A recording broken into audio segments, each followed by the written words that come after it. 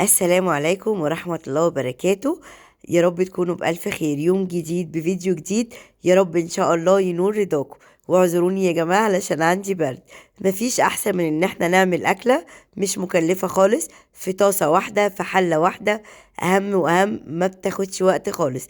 احفظوها رمضان وإن شاء الله تعجبكم. يلا بينا نشوف الوصفة بتاعتنا.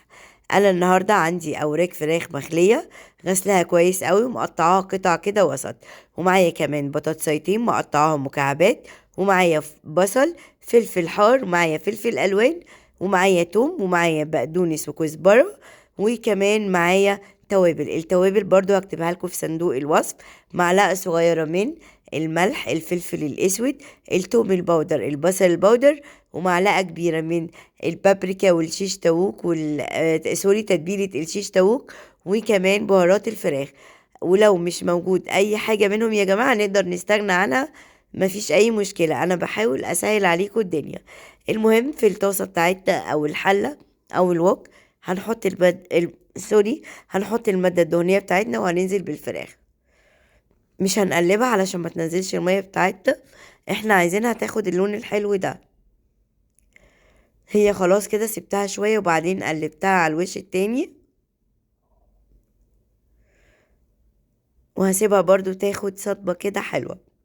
وبعتذر لكم جدا يا جماعة البرد، طبعا كلنا عارفين الدور اللي ماشي اليومين دول، يعني الحمد لله. كده خلاص الفراخ بتاعتي اللي اتشوحت كويس، هنزل بقى بالبهارات. هشوح الفراخ مع البهارات علشان كده يعني يندمجوا مع بعض.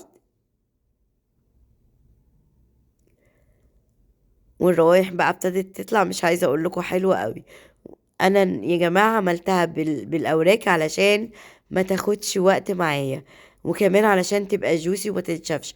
يعني كان ممكن اعملها بالصدور، كانت هتبقى ناشفة وما كانتش هتبقى حلوة خالص. جربوها بالطريقة دي وان شاء الله هتعجبكم، ومش مكلفة خالص. المهم طلعت الفراخ بتاعتي في طبق وحطيت معلقتين من الزيت، وهنزل بالبطاطس.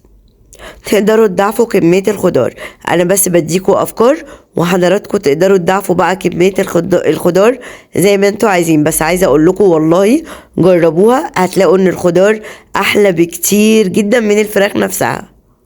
هقلب بقى البطاطس بالشكل اللي انتوا شايفينه ده علشان تاخد لي شوية البهاريز كده اللي في الطاسة، وبعد كده هدي النار عليها خالص وهغطيها يا دوب يا جماعة 5 أو 10 دقايق. وهنزل بقى بفصين التوم، البطاطس دخلت على السوا، وهنزل كمان بباقي الخضار. بصوا الألوان يا جماعة خطيرة، وعايزة أقول لكم قيمة غذائية عالية جدا، والخضار لوحده والله في المرحلة دي يجنن. المهم قلبت الخضار بتاعي كده شوية، وبعدين نزلت عليه بالفراخ تاني،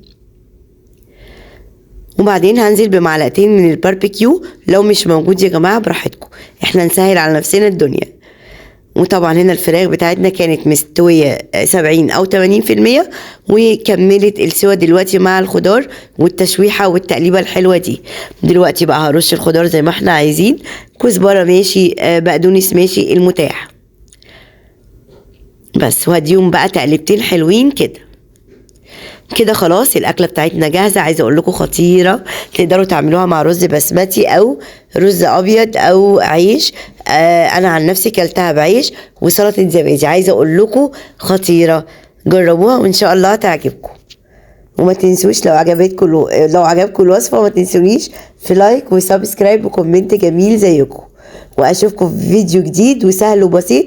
واحفظوها رمضان يا جماعه، ان شاء الله تعجبكم، وحرفيا ما بتاخدش وقت. باي باي.